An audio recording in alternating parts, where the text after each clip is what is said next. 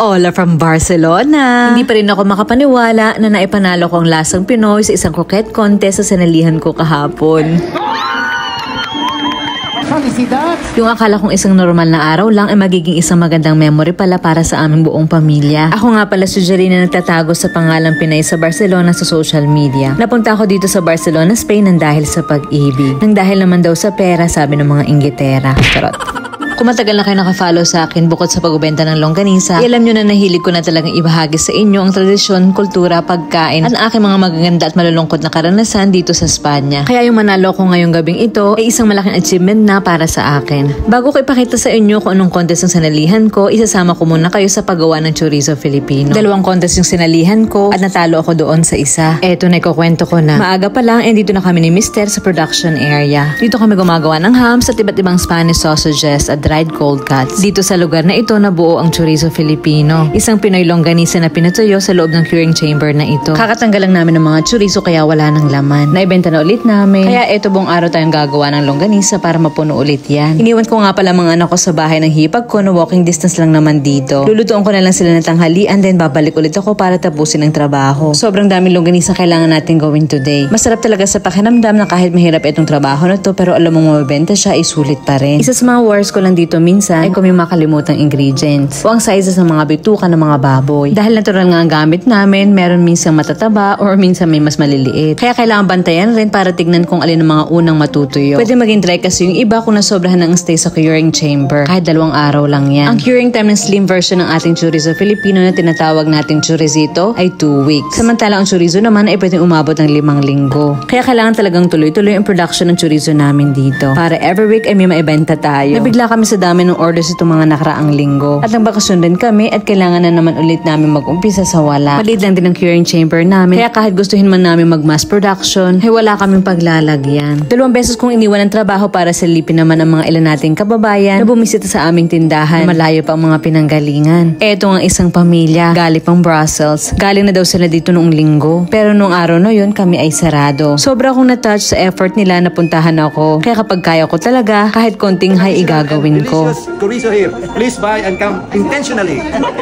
Isa din sikat sa bisita natin today. Umorder siya ng 2 box na dadalhin naman daw niya sa Paris. Susyal. So sobrang bigat ng kahon, ay hinatid ko na lang sila sa kotse niya. Ang dami-dami na nga niya binili, pagbubuhatin ko pa. After makapagkwentuhan ng konti, bumalik na ulit ako sa production area para tapusin ang trabaho. Medyo late na kaya chorizo Filipino na lang ang lunch ko. Pagkatapos sa production area, ay sinundo ko na ang mga bata. 5 PM na kasi at kailangan ko pang lutuin yung ilalaban kong pagkain sa 2 contest sa sasalihan natin. Last year ko pa actually gustong sumali, pero minsan naunahan pa rin ako ng hiya. This year naisip ko ano bang mawawala sa akin kung susubukan ko. Kagabi bagong araw ng contest, ito nga nagsabi ako sa asawa ko. Gusto ko nga mag-join sa kauna-unahang croquette contest na gaganapin dito sa village namin. Dahil magluluto na lang din naman ako, bakit di ko na rin salihan yung isa para isang iyakan na lang kako. That same night, iniready na namin ni Mister isang dish na ilalaban namin. Nagsisinga ako ngayon na hindi ko na videohan ang buong process kasi medyo sobrang late na at kailangan ko pang patulugin ng mga bata. Anyway, gagawin ko na lang kayo ng video ng winning recipe natin. Ang croquette o croquetas kung tawagin nila dito, isang popular Spanish dish or tapas. Isang fried dish na merong malapot na bechamel sauce sa loob na pwedeng haluan ng iba't ibang ingredients like meat, isda, cheese, or gulay. Dahil pwede naman kahit ano, itaisip kong ilaban ng croquette na may chorizo Filipino. Napaka-supportive ng asawa ko at di tayo mananalo kung wala talaga ang tulong nitong si Chef Jaume na siyang taga-tikim at taga-check ng texture kung perfect na ba. Ang perfect na croquette ay dapat crunchy sa labas at creamy sa loob na kahit lumamig siya, hindi dapat titigas ang feelings niya para balikan ka pa.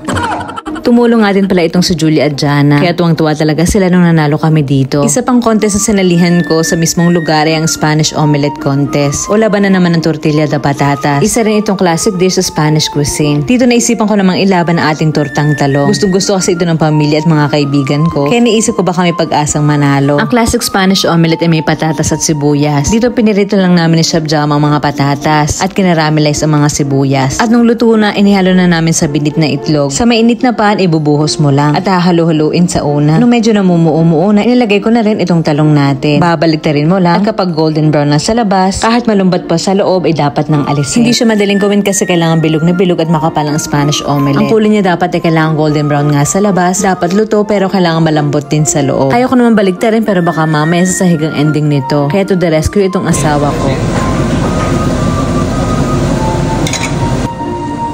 After namin matapos magluto ng omelette, imuwi muna kami sa bahay para maligo. Nag-aamoy silog na kasi kami dito sa buong araw na pagluluto.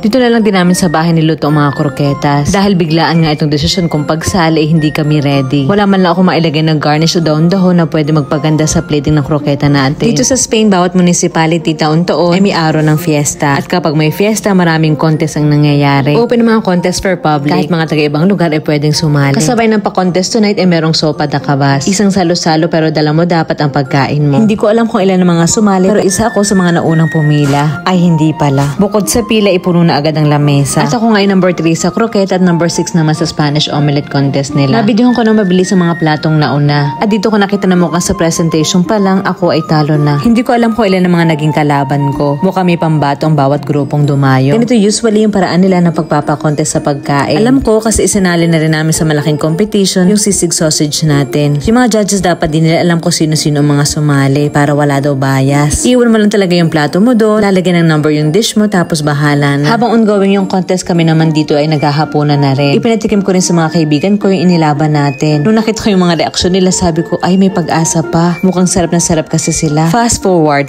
eto ng moment na nihintay namin ng asawa ko. I-announce na nila kung sino ang nanalo. Sabi ko kahit third runner-up lang kami, masaya na rin ako. Kung talo man ay okay lang. Marami pa namang contest dyan na pwede kong salihan. Ang mahalaga, sinubukan ko. Wala na akong pagsisisihang pagtanda ko. Kinakabahan talaga sa Shabjama kaya panay ang tapik sa paa ng lamesa. Ang likod tuloy ng kuha ng camera. Na-announce na kasi nila ang mga runner-up pero di pa daw ang number namin. Mukhang confident naman ang mga kaibigan ko na kami na Shabjama ang mananalo. Na-videohan din kasi nila ang moment na ito. Ay, may nagtanong nga pala sa inyo kung pera daw ang premyo. Hindi sila usually nagpe-premyo ng pera dito. More on titles, trophies, or getaways. Mga bagay-bagay ganon. Nanalo kami ng dining experience sa isang fine dining restaurant. At ang title na first winner ako sa First Croquette Contest 2025 ng municipality na ito. Ito nga pala ang winning speech ko kung interesado kayo.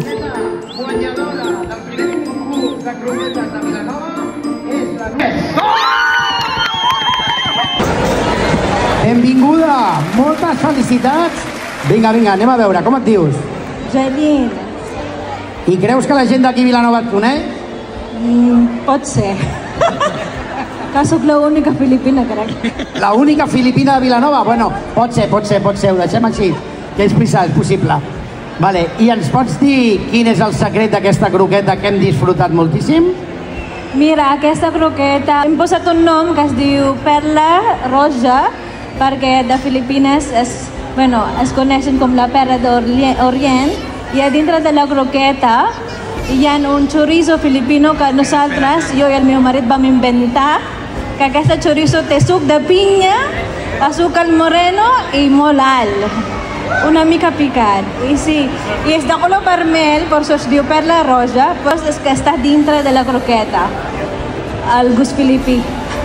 Pues podem dir que és enhorabona per aquesta croqueta, que estava molt bona, que tenia un regust una miqueta picant, perquè portava una mica d'all. A la meva dona tranquil·la, podré dormir avui a l'habitació perquè no es nota, però està molt i molt bona. Moltes felicitats. Moltes gràcies. Un aplaudiment ben fort.